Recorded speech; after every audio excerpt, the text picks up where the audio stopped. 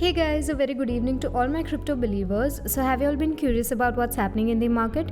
Don't you worry, the CoinMonks got you covered. Okay, so before starting with the updates, let's quickly quote today's headlines. IRA financial hacked for $36 million in Bitcoin and Ethereum. Canada invokes Emergencies Act, new restrictions include crypto. Chingari integrates native token to advance Web3 social networking. Chinese tech giants cautiously invest in the Metaverse. So, let's start up with our refresh feed. Firstly, IRA Financial was hacked and $36 million in Bitcoin and Ethereum was stolen. On February 8, hackers stole $21 million in Bitcoin and $15 million in Ethereum from the retirement accounts of IRA Financial Trust. Let's have a look at how they've dealt with the situation. IRA Financial Trust tweeted on February 8, 2022 that it has uncovered suspicious behavior affecting a small number of its customers who had accounts on the Gemini cryptocurrency exchange. We have issued individual notice to all affected consumers and have separately alerted non-impacted customers according to them. We are unable to respond to specific inquiries due to the current investigation. The identical notification may now be seen on the company's website. People joined IRA Financial Trust with the goal of building a cryptocurrency portfolio. Unfortunately, other individuals reported that their retirement funds had been depleted, frozen, and locked with no explanation as to what would happen next. Cameron and Tyler Winklevoss controlled IRA Financial or Gemini, a crypto exchange and custodian where their crypto was housed. They've started planning a reaction to the recent crypto breach. Users have been contacting news media and regulators questioning how they could have possibly lost millions of dollars on February 8 when an alleged bad actor began taking cash from Gemini in bulk.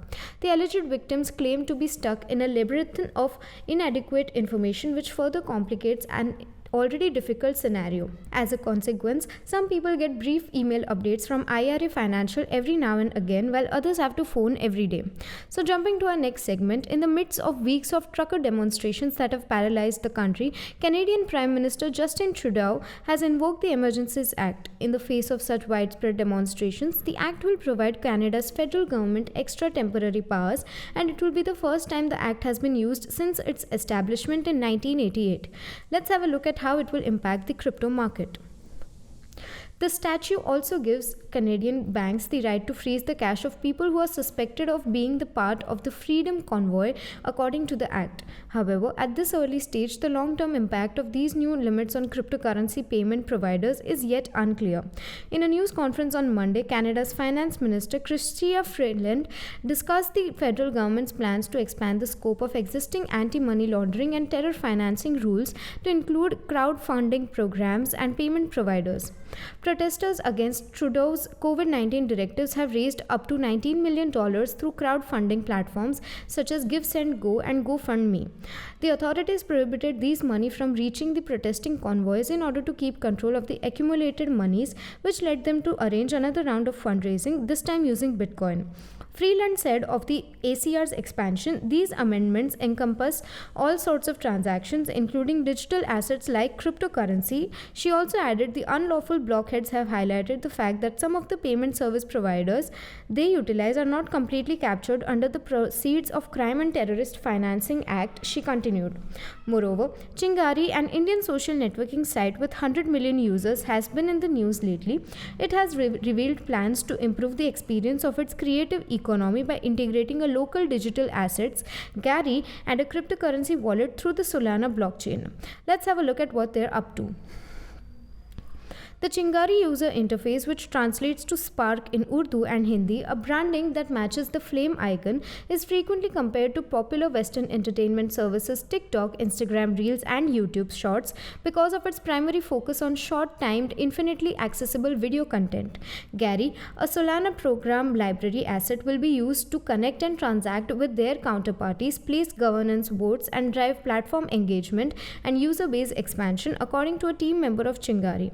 The objective is to provide technology tools for both makers and watchers on the Chingari app to connect directly with one another, as well as to allow all Chingari app users to participate in the long-term direction of the social economy affecting the Gary token. They also announced intentions to build an NFT marketplace in the future where creators would be able to mint their movies, sell them as NFT, and get Gary. In addition, the Indian government has taken a hard position against the recognition of cryptocurrencies like Bitcoin and Ethereum as legal illegal money, preferring to focus on the sustainability of the digital rupee, a government-backed, central-backed digital currency. So ending up with our final segment for today, the metaverse is undoubtedly one of the most important trends and phrases in today's tech industry, and Chinese tech behemoths aren't sitting on the sidelines watching events unfold. Let's have a look at what's getting cooked. Meta Platforms Inc., Google, and GameStop Corporation, among other American IT giants, have openly stated and specified their plans to enter the metaverse. While Chinese finances are presently being utilized to investigate this emerging trend in technology, figuring out how to incorporate the metaverse remains a key challenge that most Chinese companies are attempting to overcome. The metaverse is the social network's future. All of China's IT behemoths must embrace it in order to develop new methods to engage the younger generation of internet users, which is crucial at a time when their business models on smartphones and mobile internet are maturing.